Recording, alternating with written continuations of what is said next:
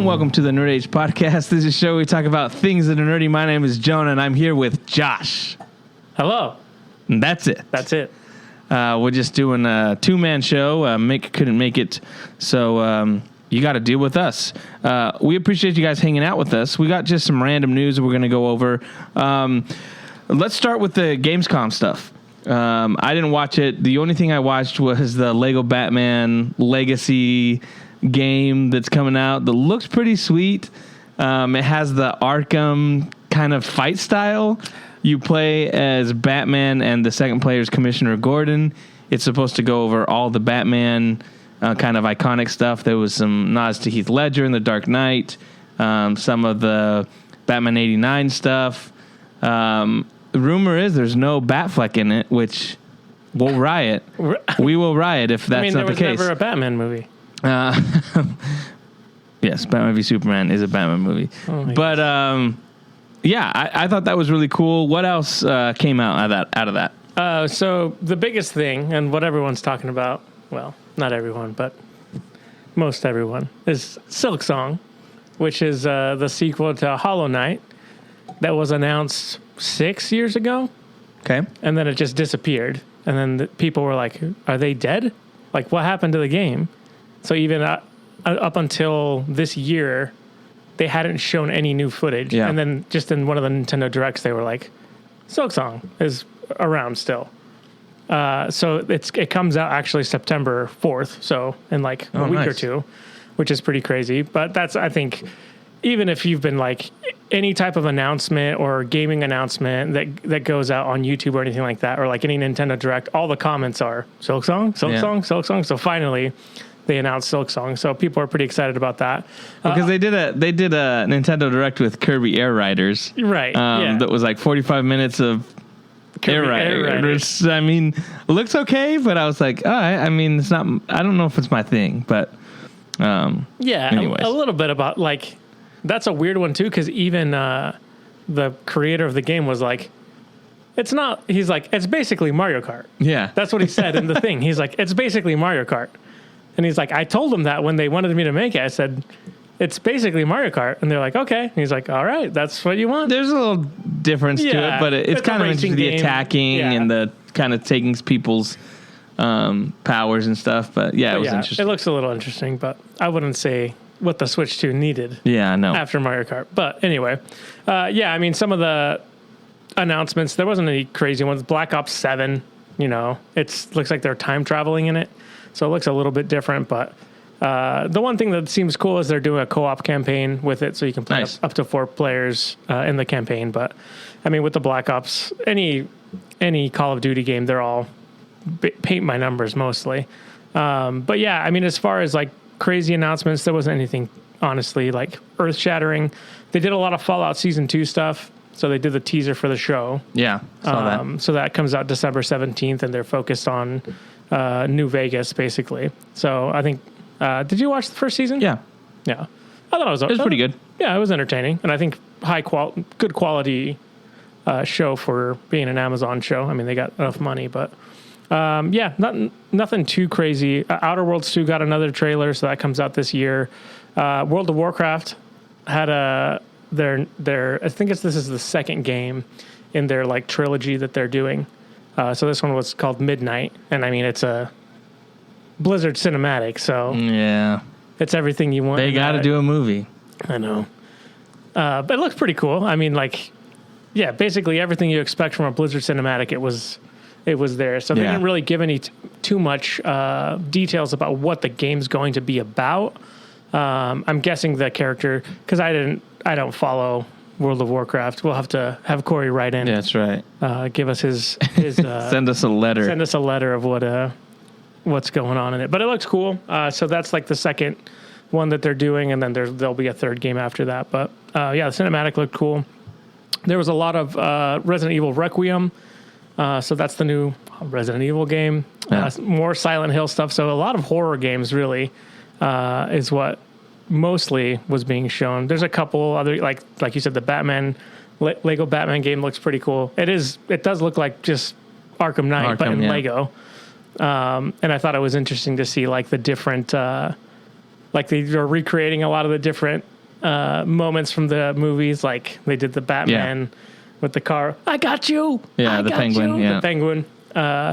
Which is cool. But yeah, I mean, I think that I'm excited. I'm actually pretty excited for that game just because I love the Lego humor and they put good humor in their games, and it looks like it'll be a fun time to just kind of walk through the Legacy of the Dark Knight is what it's called. Yeah. They didn't do much of this in the presentation, but they had the game on display, the Lego game. It's like the co-op one, I think, that they announced a while back, where you're just 2 Lego blocks going through the nice. game. So a lot of people have been saying that was a really fun game that they've been playing on the floor. So I'll be excited to play that one. That's a co-op game, so Crystal and I can play it together. And then, another thing, Sekiro is a From Software game. So the guys that do Elden Ring and stuff like that. It's a Japanese, takes place in Japan, I believe. But they're doing an anime based off of the game. So nice. The trailer looks pretty sweet for that. But yeah, otherwise, nothing too crazy like that blew your socks off. But it's always just a cool event. I like how Jeff Keighley's kind of keeping, E3's gone now. So yeah, he's got to. So he's working overtime. He's single-handedly keeping the gaming industry and the news cycle going. So that was pretty much it from Gamescom. When it comes to the Nintendo Switch, just real quick, they dropped the official numbers, and apparently it sold over 6 million units, which is crazy. But a bunch of people were saying, he's like, all the people that were like, just get a Steam Deck. They're like, it's already surpassed Steam Deck's lifetime sales by 2 million. Yeah. That's so that's hilarious, especially all the guys that, were like, just get a Steam Deck. This is stupid. But interesting too is that Mario Kart was like, I think they said like a 92% like anybody that bought purchase with it. So I'm like, those numbers are insane too. Yeah. So I feel like Nintendo's doing pretty good. I'm still hoping for that Zelda announcement. It's probably going to be a while, but there's you never know. There's hope. Let's move on to some Batman Part 2 news. Matt Reeves, as we already know, has completed the script. Some unfortunate news. Greg Fraser will not be the cinematographer for Batman Part 2. Most likely it's a rumor because he just signed on to do the Sam Mendes 4 Beatles film. Oh my God. Which is like, are you kidding me? That's lame because if there wasn't all these delays, he would have already done it, and he would have been able to do Dune 3. Yeah. Right. He won't be doing that. He won't be doing that. So now he's doing the 4 Beatles movies, which I'm like, that's lame. And then there's rumors also that Zoe Kravitz, that she is not in the Batman Part 2. So Catwoman, the character, isn't, or Zoe Kravitz isn't? We assume the Catwoman isn't. Okay. Because she was doing a presser and they were like, she's not in the script. She haven't received a script. Uh-huh. Don't even ask about the Batman Part 2. Like, that was what they told. So they're like, she doesn't know anything about it. She's not in it. Which makes sense for at the end of the movie, she basically leaves. But at the end of the Penguin, she sends the letter to Sophia. So I'm like, okay. Gigante. Anyways, I guess the Catwoman stuff doesn't bother me because I'm like, okay, it's not that important. The Greg Fraser stuff. That's a bummer. I'm like, he's so good. That's a bad news. They need to get the guy that DP'd The Flash. Oh, no. And Superman? Yeah.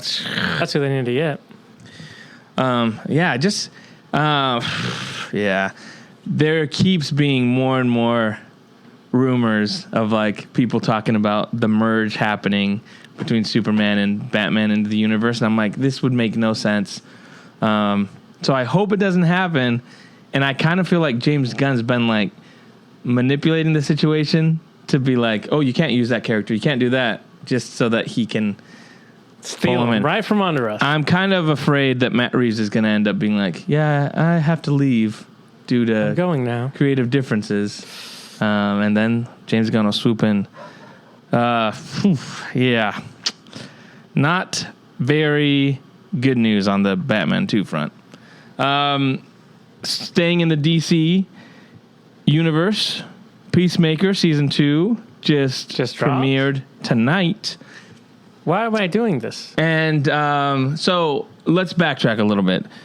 So last week, 2 weeks ago, they announced that Superman was coming on digital. Yeah. And then James Gunn said the reason, because a lot of people are like, it's still making money in theaters, you have to keep it in there. And James Gunn said the reason it's coming is because I want people to watch it before Peacemaker, because Peacemaker is the next chapter.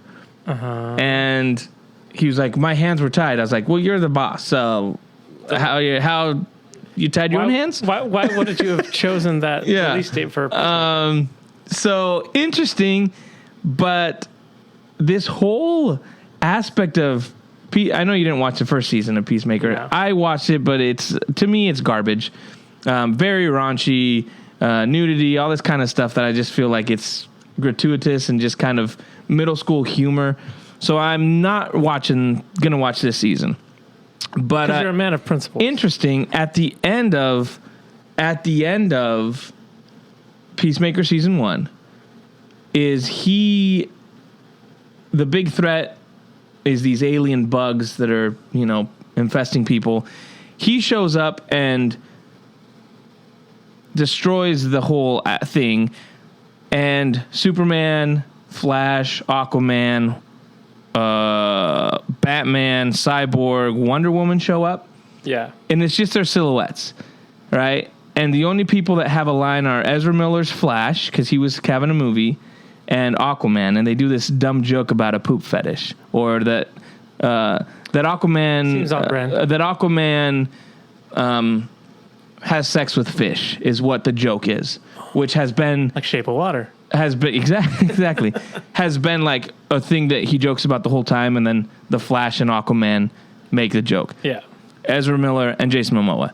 Well, apparently on the previously on Peacemaker, which is canon, anything that's on previously, they swap out those characters with the Justice Gang. So Mr. Terrific, David Cornsweat's Superman, Guy Gardner's Green Lantern, Hawkgirl, and Supergirl. Oh, is that a picture? Here, let's see. There's a picture. And Mr. Terrific. Yeah. So the Justice Gang is in there. So they're basically saying Supergirl. Did you say Supergirl? Yep.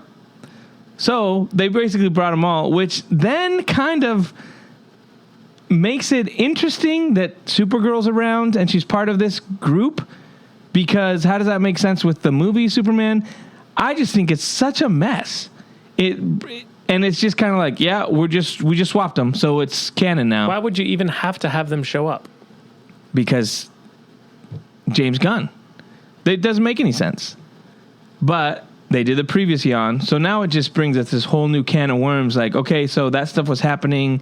What? It's just weird. It's just a dumb way. Weird. Anyways, so I'm sure there's going to be a ton of stuff that keeps happening with Peacemaker, but it's such a weird thing to do, to have your follow-up to Superman be Peacemaker Season 2, rated R, raunchy. Like, you want to build the fan base? This is not going to build the fan base. So, very strange. Very strange. What else we got in the news? Oh, Ian McKellen had some news about Lord of the Rings. Yeah, so Hunt for Gollum, the next movie in the Lord of the Rings universe, there was some type of panel. I don't know where it was at, but there was a lot of the cast members from Lord of the Rings. All the hobbits were there. Ian McKellen was there. And when Ian McKellen was talking, he's like, well, I hear that there's a new movie coming out, and it's all about Gollum, and it's directed by Gollum. And there's two characters in it named Frodo and Gandalf. So people are, I don't know why he would say that if it's not the case. Yeah. So that's interesting. It's interesting. They better hurry up and he said they're starting to film in May. In May, which is pretty quick. Wait, May of next year. Yes. So May of next year with a release of December 2027. I think. Yeah. So it's going to take a while in So it'll production. take them, a while. They got to in production. de-age all these guys. Yeah, because apparently, well, I don't know if they've announced it, but apparently Aragorn, Viggo Mortensen's back. Yeah, I assume they're just gonna. Are they just And gonna? he's old, dude. Are they just gonna slap a wig on him and call it good and be like, just imagine he's younger? Have you seen Viggo? Yes, I have. He looks old, dude. He looks really old. I think Ian McKellen looks younger than Viggo Mortensen at this point, which is crazy. But so yeah, when he was looking for Hidalgo that whole time, That's right. You know, in the desert. and that Green Book, and the Eastern Promises. That That's right. Yeah, in the sauna. In the sauna. If you know, you know. Oh boy, Looking good, Vigo. I didn't know your game. I wasn't familiar, but now I know. They don't call them Longshanks for nothing, you know.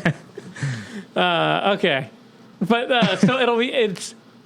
I don't know how I feel about it, to be honest, because there's no way that Frodo is going to be an integral part of the story, because the hunt for Gollum basically takes place between Gandalf saying "keep it secret, keep it safe."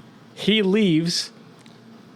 Then this is when that movie takes place, or the story, and then he comes back and basically confirms, yeah, we were looking for Gollum. It's the One Ring, and so this storyline takes place between those moments.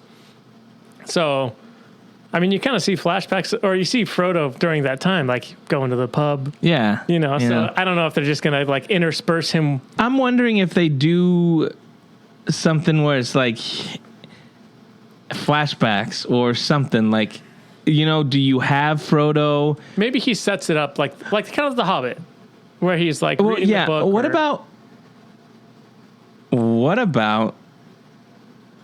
Frodo is in the Grey Havens with Gandalf, and he's like, hey, remember that time? Remember that time when you were hunting for Gollum? Would that not work? I wouldn't like. No, I don't like it. No.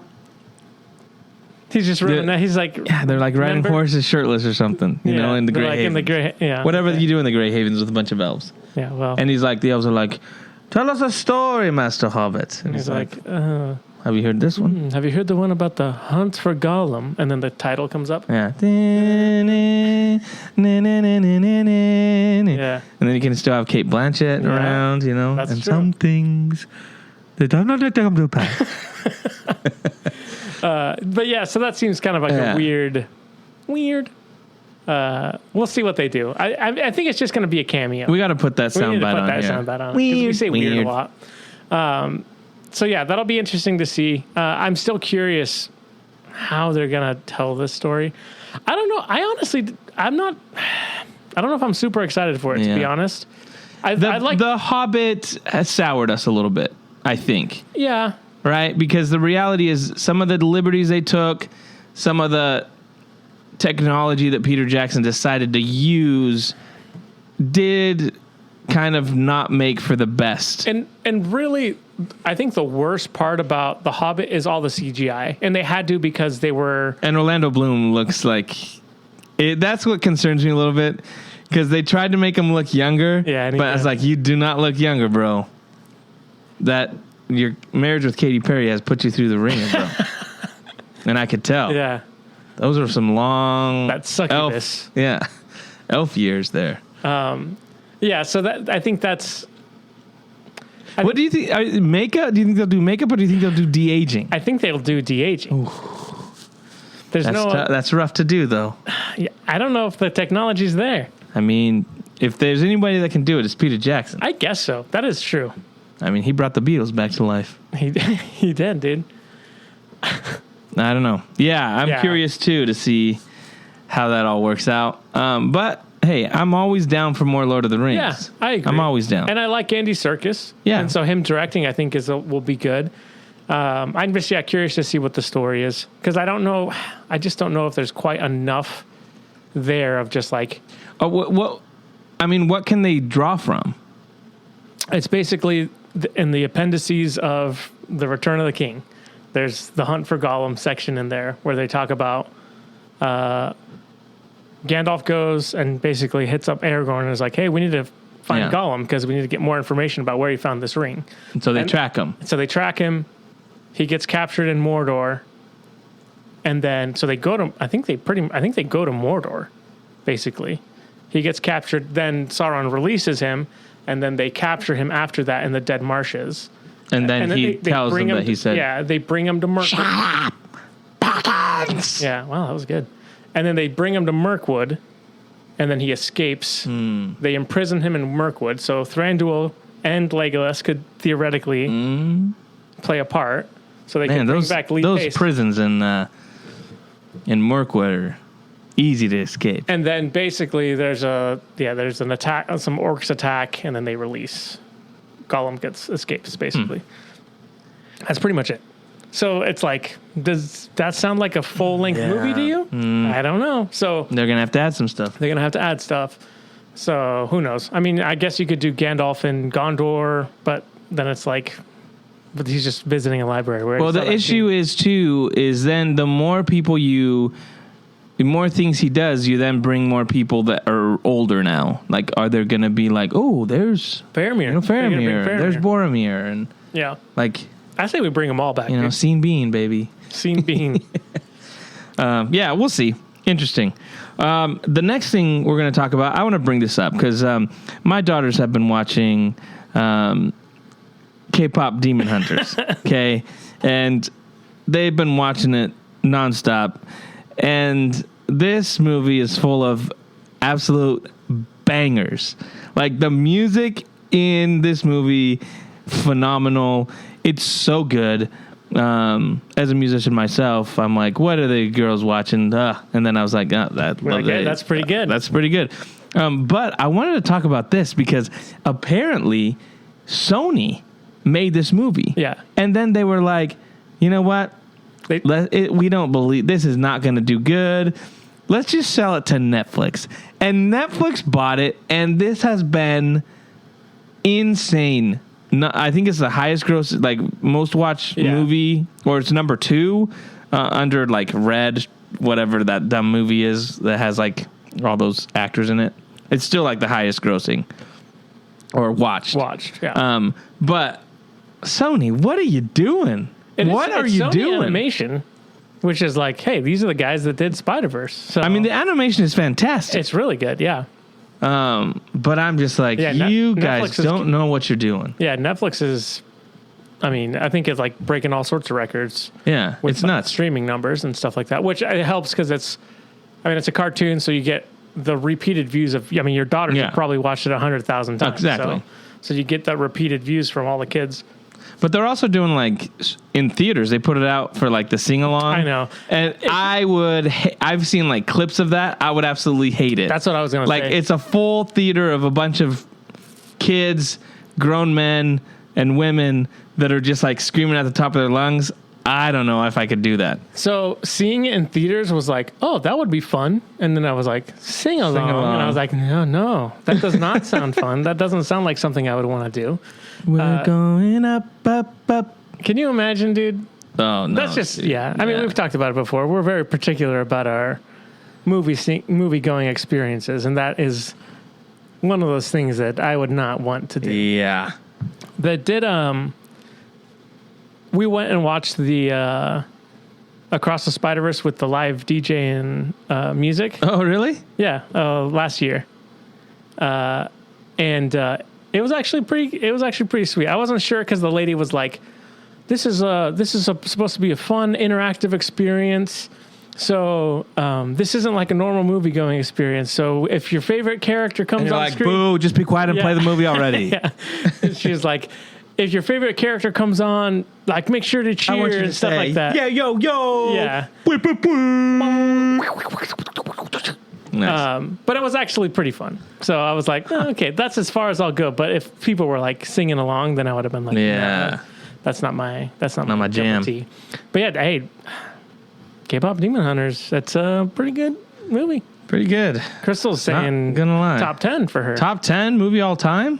Ooh. I don't know about if I'd go that far. I don't know about all time. Music is like phenomenal. Like that's no doubt. It's a banger. It's really Golden good. is a banger. Animation is great. The story. I feel good. like it's a pretty straightforward story, pretty safe. but it's like pretty safe. It's like pretty. It's funny and there's heart to it. Yeah. And I mean, bangers, good. dude. It's good. Make sure you check it out. Highly recommended. Highly recommended. Highly. That's a nerd age guarantee. From Maya. Maya highly recommends K-pop Demon Hunters. I just lost track. What were we going to talk about next? I don't know. You tell me. I had something I was going to say. Demon Hunters, and then Maya recommended it. Okay. Alien. There Alien you go. Earth. Alien Earth. This show is good. How many episodes have you seen? I'm just 1.5. Okay. But let me just spoilers ahead if you haven't watched Alien Earth. What I appreciate about this show, from what I've seen so far, is that it feels like Alien, right? Like it feels like even the opening of it. And they kind of do this whole thing where it's like, are we going to watch the whole thing? But they kind of like do this whole like, they show you a character and then they show you kind of like that character getting killed. Yeah, weird but like, flashbacks. Like a weird flashback that you're like, oh, okay, that's what we're doing. And then the team that comes in to recover and help them, they're kind of starting to see like, oh, what happened here? So I like how they did that. What I think is really cool that they're doing is expanding the lore as far as like the other companies, right? You know, because you got Wayland, which we've always been like, oh, they're the worst, right? Yeah. It seems like there's some other corporations that suck. And I really like the whole AI kind of. We got synthetics. Right. You got now the cyborgs, and the hybrids, and it's just a really cool concept that I really like, kind of the dynamic between them. So that's been really cool. I don't know. You've seen more episodes, so you probably know more than me. But what are your thoughts? So episode 3 came out on Tuesday, so I'm caught up. But yeah, I thought we just watched the first episode that first week it came out, and I was like, yeah, dude, I'm totally in. Yeah. Like the feel of it is like Alien, like they nailed that aesthetic, and it feels enough like it, but still different. You know what I mean?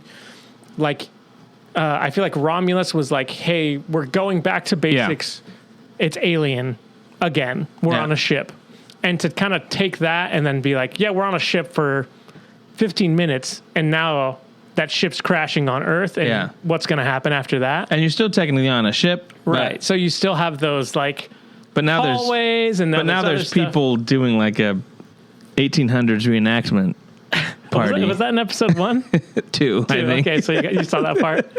And I mean, they give you xenomorph right away. Oh, absolutely, which is pretty cool. But I think they also give you the weird, like centipede things that kind of blow up, so like sucking blood, and it's gross. Or the eye spider, the spider with a bunch of eyes, or the octopus with that thing is crazy. But yeah, I mean, this is my kind of weird. Yeah, because it's like it's kind of creepy, and then it's like weird enough where you're like, huh, this isn't interesting. Like the whole concept with the hybrids.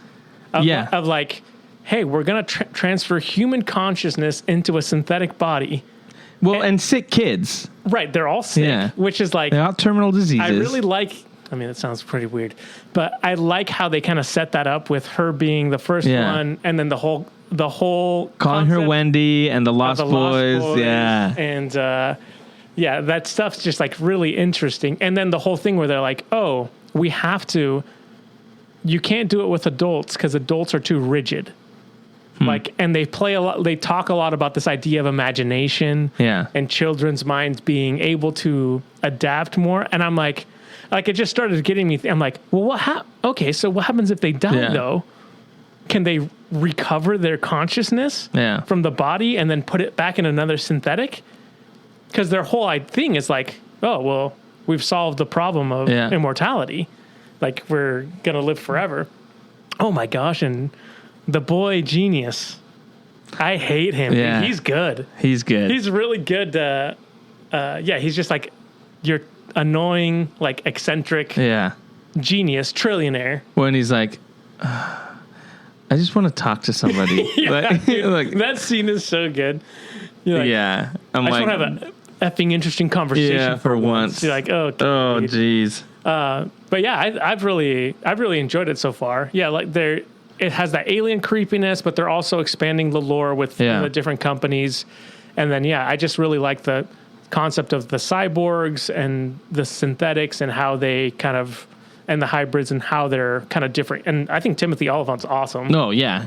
He's really good. And there's those mystery boxes there, like why, who are they? Like, you know, even the cyborg from the guy that's on the plane, the guy that's on the ship to start. Yeah. You know, when he's just like, when the girl comes and she's like, open up. And he's just like, nah. They're dead. Yeah. So I just think it's really interesting. It is creepy, so if you're not into that kind of stuff, it's probably going to make you pretty squeamish. I think it's pretty gory. It's pretty gory, too. They're not holding back with the xenomorph. He's ripping dudes up. Yeah.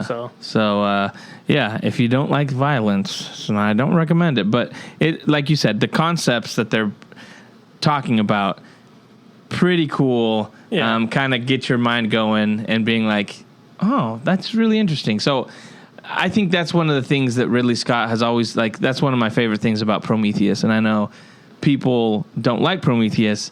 I love Prometheus. I think Prometheus is maybe one of my favorite movies. It might be top 10. It's one of those movies that I have spent way too much time thinking about. Yeah. You know, when it comes to, like, if I'm just gonna rank based on how much thought I've put into a movie, Prometheus is up there. Okay. And I like those concepts. You know, when there's certain things like, you know, man trying to become the creator, man trying to become God, like all that kind of stuff, how that works out, all those kind of religious imagery and kind of that aspect of things I think is really cool. And this show is kind of asking those questions that are very interesting. Yeah. Yeah, I think that, and I think all the actors are good. I've seen people complain about, they're like, oh, plot armor, like the xenomorph doesn't kill the guy when he kills everyone. You know what I mean? Yeah. I'm like, I think there's also an aspect of it of like, they make it very clear that he's like, he can sense fear. Yeah. And I think you can tell that, I don't know, what's his name? She calls him Joe DiMaggio, but I don't think that's his actual name. The brother, basically. Like, you can tell that he's like very like, he doesn't panic a lot. Yeah. You know what I mean? Like, they make it very clear that he's like, hey, I'm a medic and I've seen a lot of stuff, and he's like kind of in control of the situation. So I could explain that away in that aspect to be like, and you need to have plot harm. It's like, it's what alien movie doesn't like, why did it not kill Sigourney Weaver? Exactly. Like, of course it went after everyone because he was the main star. That's how it's going to work. But I think there's a lot of interesting things kind of in play that I'm curious to see what happens with them. And the score's really good. Yeah. They do this, I think it's in the second episode. They do like the alarm sound like plays into the score a little bit. It's cool. It's really cool. Yeah, it's been really awesome. So that's probably what I'll watch when I get home. Nice. Melissa kind of. She's not. Crystal's. She has to close her eyes a lot. You know? Crystal's like not when the bugs start coming around, and it meets. There's some things when I'm like, oh, it's more like a spider. No, thanks. But yeah, they're. What I also like too is the Lost Boys. How they're like always like.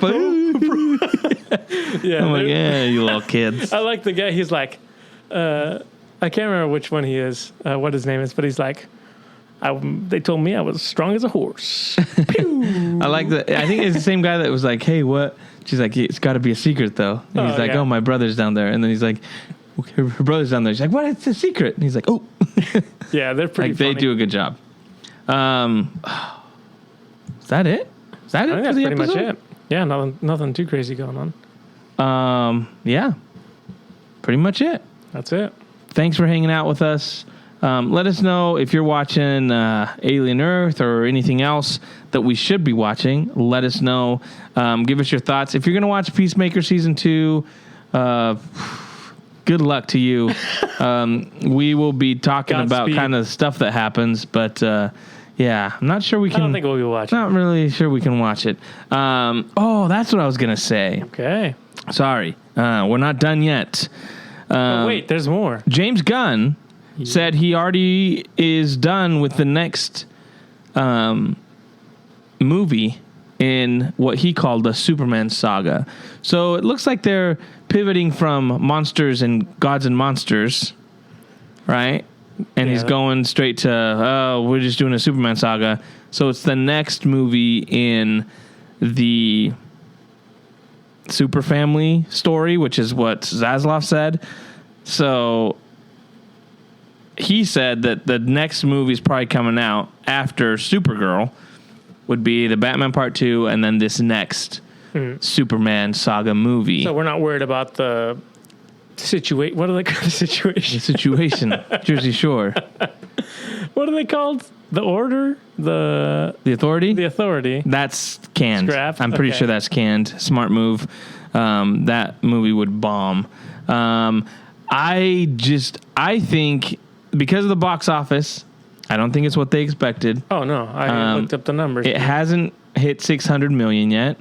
It's already on digital, so that means it's going to be short-lived. It's not going to beat Man of Steel, which you would hope with the fact that movie tickets are double the price now, that this movie would have at least beat Man of Steel. It didn't. And so I think he's a little panicked to be like, we got to do another thing. Superman. They liked Superman. Let's give him more Superman. Yeah. It's at 598 worldwide. So it'll cross 600,000 this weekend, but it's probably going to get to, if I were to guess, 610. Yeah. So about $60 million short of Man of Steel, not counting inflation. Yeah, which is 70 was... Which is what Man of Steel did. There's a guy, I've been seeing all these videos because people now being like, well, the reason Superman underperformed is because people don't like the United States right now. And it's because, Superman is American. And I was like, what? Okay. Like, so is Minecraft. And that made... Minecraft is global, bro. Yeah, Jack Black is American. I'm sorry to tell you guys. He's a citizen of the Lilo and Stitch, Disney, crossed $1 billion a couple months ago. Yeah. Sorry, it's Hawaii. That's America. I don't know if you've heard. Deadpool and Wolverine. Sorry, guys. Superhero movie, crossed $1 billion. But they're both Canadian. Dang it. Those Canadians. But I just think, like, you're trying to, like, well... The reason it's like, no, maybe it just didn't. Maybe it's not what people liked. Yeah. And it's been interesting seeing it now that it's on digital. That's what we can do. Here we go. Now that it's on digital, people have watched it, and people are not. They're like ripping it apart. And I would like to share a text I got at 12:50 in the morning. On Tuesday. Okay. This is a random person text you? Well, a Nerd Age fan? Wow. Someone that used to be on the show. Corey himself. He's not on the show, but he is in spirit. This is his review of Superman. Trash Lois Lane, trash parents, trash Lex Luthor, trash bad guy, trash dialogue, trash character building, trash ending, corny fight stuff, and overall mid-story beats. Very predictable and dumb jokes at serious moments. Trash out of 10. Imagine being super smart and depending on obvious drones for your cameras. Yeah. Never thought of making contacts that you can see through? Nice one, Einstein. He's like, I hated so much of it. Like, it's hard to point out stuff I liked. So much of it was like self-insert crap and politics and like trendy garbage humor. So gross and just the opposite of art. I guess I kind of like Mr. Terrific, kinda, but he was just a plot device, really. Yeah, man, just trash movie with no real emotion or heart. How dare he? This is the most heart I've ever seen in a movie. Hey. That's what the people say. Yeah. that review should be. I'm gonna take that to Rotten Tomatoes, just put and be like Nerd Age Podcast, and that's what I'm gonna put. Yeah. Trash out of 10. But no, it's been interesting to see even people bring up that specific scene where he's like, I get tired, I get sad, I make mistakes, and they're being like, this is like he's just telling you. Right. You don't see it. No, you don't see it, and it's like, oh, I'm so sad. And then they undercut it. They undercut it with the dog. But did you see the clip of them arguing about? Yeah. And he's like, I just feel like I wouldn't say that. And luckily, he took out what originally was in there, where he's like, I guess my feelings are hurt. You hurt my feelings. And he's like, I don't know if I would say that. Like, I'm trying to tell him that I'm human. I wouldn't say I'm human, And I'm like, such a weird thing. And people are like, this is why he's such a good director. I'm like, no, this is like a 8-year-old writing. Yeah, people were like pointing at that like, oh, wow, it's what an amazing exchange. I was like, this is a bad sign. Yeah. Oh, I didn't catch that he said that stuff about my feelings being hurt. Did they cut that from the movie? They cut that from the movie. But that's very good. In that, he says, like, one of the things is like, I guess it hurt my feelings. Oh, yeah. Okay. Right? That's what he says. And I was like, oh, that's just like. Man of Steel? Excuse me? Oh, man. I just don't. It's a weird thing. And that's what David Corset was like, I don't know if I would say that, and he's right. I feel bad for David Cornsweet because I think he does a good job as Superman. Yeah. I just think he has a terrible writer in James Gunn that gives into his worst instincts. Like, it's just like, he's like, insert a poop joke here, or here comes a dog, and it's so much like, this is what people want. They want hope, but it's not real. It's not genuine. It just comes across as like, let me just, check off these boxes. Paint by numbers. It's the same thing with Peacemaker. Have you watched at least the trailer for the season 2? Yeah, where it's like, I want to live a better life. It's your typical multiverse. But, the bug that keeps coming out of the thing? Someone was like, why are all the characters just screaming? He's like, they're always like, hey, F you. Like, he's just yelling, shut up. Like, it's just like the weirdest, like the mom meatloaf, Like, It's like James Gunn is stuck in that, like, this is funny. Let's just have all these characters scream at other characters. You're embarrassing me in front of my friends. And I was like, that's so true. Like, there's so many moments. And in season 1 of Peacemaker was the same thing. It was like, that's the humor, is like these characters always scream at each other. And it's like, John Cena is great at doing it, but it's so uninspired and it's just a cop-out. So it's wild. It's wild that people are eating this stuff up. I think people have good reviews so far, right? For Peacemaker season 2? I think so. Well, yeah, but it's all the same people that got the early screeners for Superman and were like, this is the top 5 superhero movie of all time. Yeah. So, can we really trust those guys? No. And I'm not going to watch it to determine for myself, so. Yeah. I guess I'll just... hate it from a distance. That's right. Anyways, now we are officially done with this episode of the Nerd Age Podcast. Thanks so much for listening. You can find us on TikTok, on YouTube, on Facebook, on Instagram. We will be back next week with more of the Nerd Age Podcast. See you later. See ya.